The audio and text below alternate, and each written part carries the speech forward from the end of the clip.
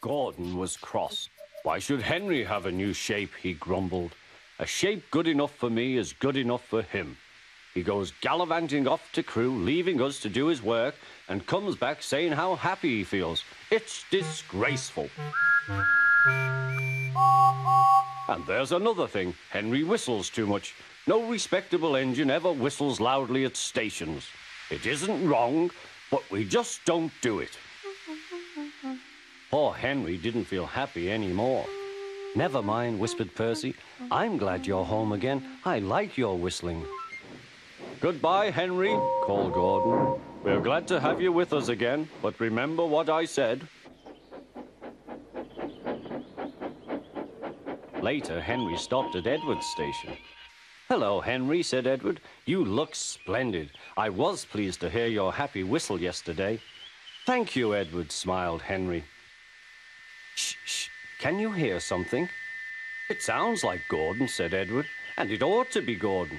But Gordon never whistles like that. It was Gordon. He came rushing down the hill at a tremendous rate. He didn't look at Henry, and he didn't look at Edward. He screamed straight through the station and disappeared. Well, said Edward. It isn't wrong, chuckled Henry, but we just don't do it. And he told Edward what Gordon had said.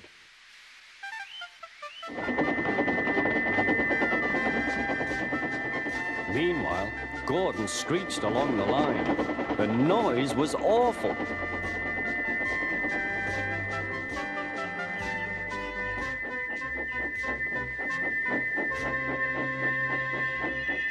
At the station, everyone held their ears. The fat controller held his ears too. Take him away, he bellowed, and stop that noise! Gordon puffed sadly away, but he wouldn't stop whistling until two fitters climbed up and knocked his whistle valve in place. That night, Gordon slunk into the shed. He was glad it was empty. It isn't wrong, murmured Henry to no one in particular, but we just don't do it. No one mentioned whistles. Next morning, Henry was enjoying himself enormously. I feel so well, he sang. Trickety-trock, hummed his coaches.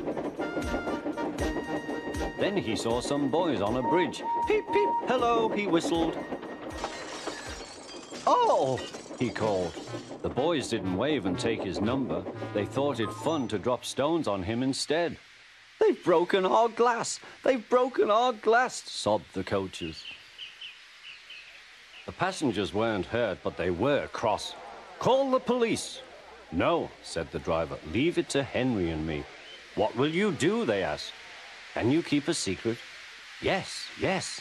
Well then, said the driver. Henry is going to sneeze at those boys.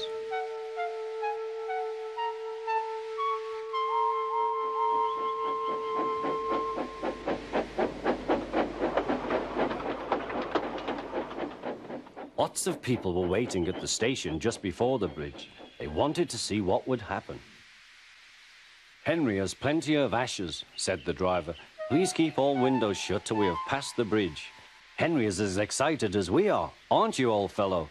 Henry was feeling stuffed up. Soon they could see the boys, and they all had stones. Are you ready, Henry, said his driver. Sneeze hard when I tell you. Now, he said. Achoo, shoo!